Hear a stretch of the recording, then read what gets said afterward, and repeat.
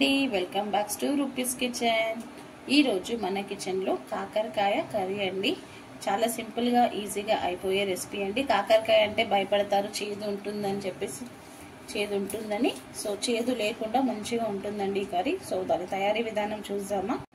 ఇది 1/2 kg కాకరకాయ అండి. కొంచెం పైన పొట్టు తీసేసి, నేను మరీ ఫుల్గా తీయలేదండి, కొంచెం కొంచెమే తీసాను. పైన పొట్టు తీసేసి ఇలా గింజలంతా తీసేసి సన్నగా కట్ చేసేసుకున్నాను.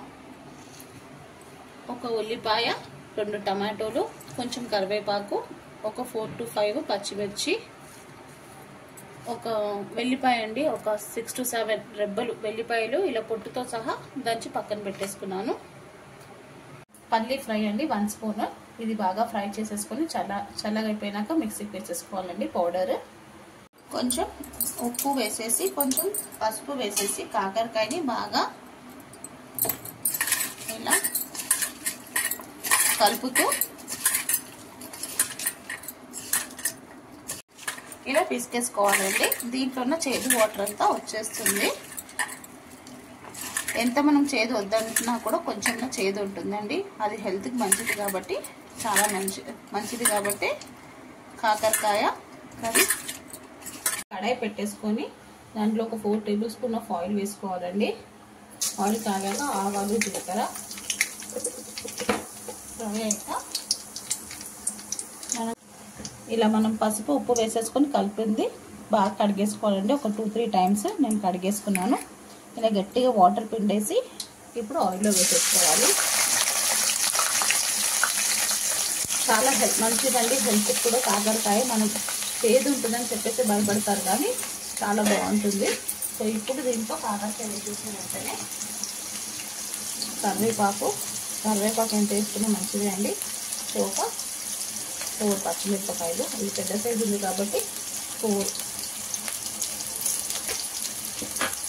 తీసుకొని ఫ్రై చేసుకోవాలండి.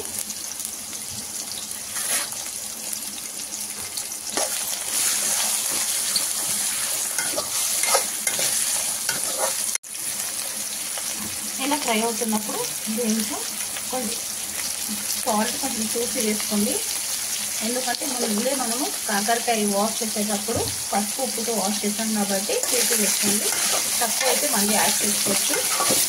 వేసి బాగా ఫ్రై చేసుకోవాలండి. ఇది ఒక 40% కుక్ అవ్వాలి, అంతవరకు ఫ్రై చేసుకోవాలి. ఇది షుగర్ పేషెంట్కి చాలా మంచిదండి హెల్త్ పరంగా. 10 minutes వరకు బాగా ఫ్రై చేసుకోవాలండి. 10 minutesలో కాకరకాయ లైట్గా ఉడికిపోతుంది. ఇలా చెక్ చేసుకుంటూ తెలుస్తుంది. సో ఇప్పుడు మీరు అనుకుంటారు నేను ఇంకా ఉల్లిపాయలు వేయలేదని, ఇప్పుడు వేస్తున్నాను. ఉల్లిపాయ వేస్తున్నాను. ఇలా మనం ముందు ఉల్లిపాయ వేయకుండా ఇలా మధ్యలో వేస్తే ఆ టేస్ట్ ఇంకా బాగుంటుందండి. ఎప్పుడు మనం ఏదైనా కర్రీ చేసేటప్పుడు ముందుగా ఉల్లిపాయ వేస్తాం కదా, అలా కాకుండా ముందు వెజిటేబుల్ వేసేసి ఇలా ఉల్లిపాయ వేస్తే ఆ టేస్ట్ వేరుంటుంది. మీరు ఎప్పుడైనా చేయకపోతే ఇలా ఒకసారి ట్రై చేయండి. ఇలా ఉల్లిపాయ కూడా బాగా కలర్ చేంజ్ అయిపోవాలండి. వైట్ పింకిష్ కలర్ వచ్చేయాలి. దీంట్లోనే బాగా ఉడికించేసుకోవాలి. ఇంకా ఉల్లిపాయ కూడా ఫ్రై అయిపోయింది. ఇప్పుడు దీంట్లో కొంచెం మీడియం ఫ్లేమ్లో తగ్గించేసుకొని 1 స్పూన్ ధనియా పౌడర్, 1 స్పూన్ పసుపు, ఎందుకంటే ఆల్రెడీ ముందే వేసాను కదా పసుపు, 2 స్పూన్స్ కారం, సాల్ట్ కూడా వేసేసాను. ఇదంతా వేసేసుకొని అన్ని మసాలా వేసేసుకొని ఫ్రై చేసేసుకోవాలండి. ఒక 2 minutes. 2 minutes తర్వాత మనం దంచి పెట్టుకున్న వెల్లిపాయ వేసేసుకోవాలి. నేను దీంట్లో అల్లం వెల్లుల్లి పేస్ట్ వేయలేదు, పుట్టి వెల్లిపాయనే దంచి వేసుకున్నాను. ఇలా వేస్తే ఫ్లేవర్ చాలా బాగుంటుందండి. మీరు రెగ్యులర్గా నా వీడియో చూసుంటే నేను ఎక్కువ మట్టుకు ఇలానే పొట్టుతో దంచే వేస్తాను వెల్లిపాయ. సో వీడియో ఎక్కడ స్కిప్ చేయకుండా ఫుల్ వీడియో చూడండి. అలానే లైక్ చేయండి, కమెంట్ చేయండి. మీ యొక్క లైక్ నా ఇంకొక వరకు రీచ్ అవుతుంది. ఇలా వేసి ఒక 2 minutes మసాలాకి ఒక 2 minutes వెల్లిపాయలు వేసేసుకున్నా కూడా ఒక 2 minutes.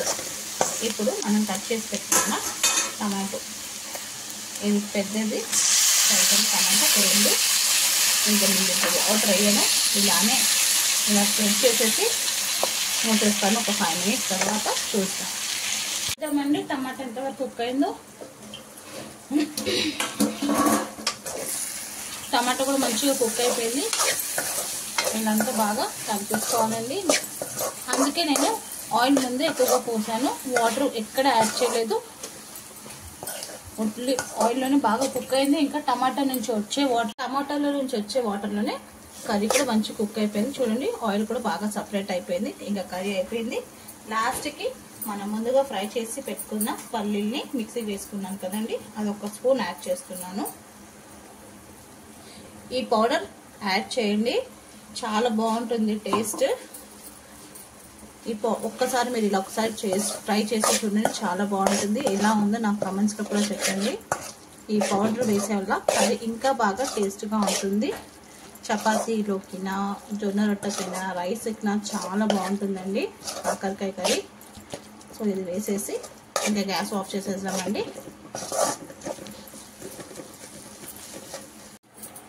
లాస్ట్కి కొంచెం కొత్తిమీర వేసేసుకోవాలండి, చాలా బాగుంటుంది. పల్లి పౌడర్ ఎందుకు వేసానంటే కర్రీ ఇంకా చాలా చేదుగా ఉంటుంది కదండి. సో ఆ చేదు మనకి కనిపించదు, అంటే తినేటప్పుడు ఫ్లేవర్. సో అందుకని పల్లి పొడి వేసాను, చాలా బాగుంటుంది. ఒక్కసారి మీరు కూడా ట్రై చేయండి. ఇంకా వేడి వేడి అన్నంలో తింటే సూపర్గా ఉంటుంది. ఏ రెసిపీ అయినా లవ్తో కేర్తో చేస్తే సింపుల్ రెసిపీ కూడా సూపర్ రెసిపీ అవుతుందండి. ఇంకా డిష్ అవుట్ చేసేసుకుంటాను. వేడి వేడిగా కాకరకాయ రెడీ, చాలా బాగుంటుందండి. వేడి వేడి అన్నంతో తిన్నా కూడా చాలా బాగుంటుంది. చపాతీ, రోటీస్, జొన్న రొట్టెలో కూడా తింటే చాలా బాగుంటుంది. మీరు కూడా డెఫినెట్గా ఒకసారి ట్రై చేయండి. నచ్చితే లైక్ చేయండి, షేర్ చేయండి. కొత్తగా ఏదైనా మన ఛానల్ని చూస్తే సబ్స్క్రైబ్ చేసుకోండి. ప్లీజ్ ఫుల్ దాకా చూసేసి వీడియో నాకు ఒక లైక్, కమెంట్ చేయండి. మీ రూపీస్ కిచెన్.